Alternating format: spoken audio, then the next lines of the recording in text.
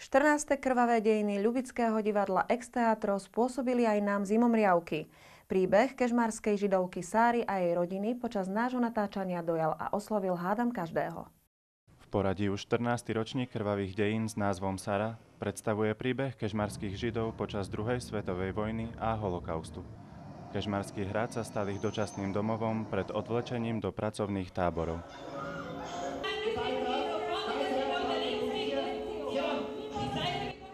Rozdiel je možno v tom, že mnohí diváci sa nás pýtajú, že a to už nehráte históriu?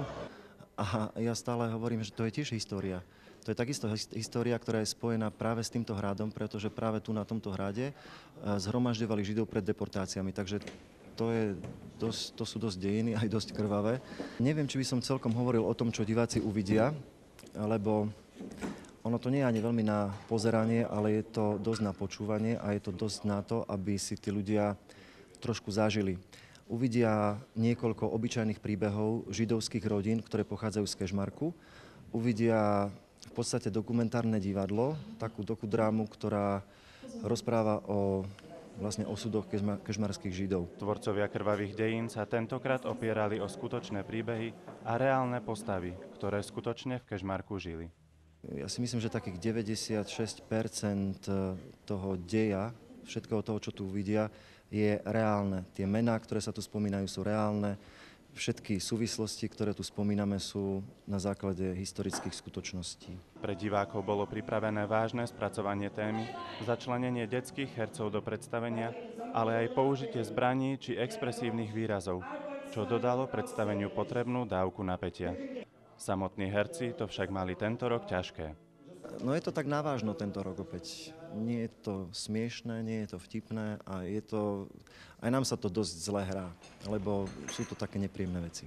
Takže ja hrám postavu Sáry, mladej židovky, ktorej sa podarilo skryť pred transportom, ale žiaľ zobrali jej celú rodinu a stratila vlastne všetko a snažila sa aj pomôcť druhým ľuďom a pomáhať pri tom ukrývaní Židov. Ale nakoniec aj tak skončila v koncentračnom tábore, v ktorom ale prežila. Vieš utekať? Viem.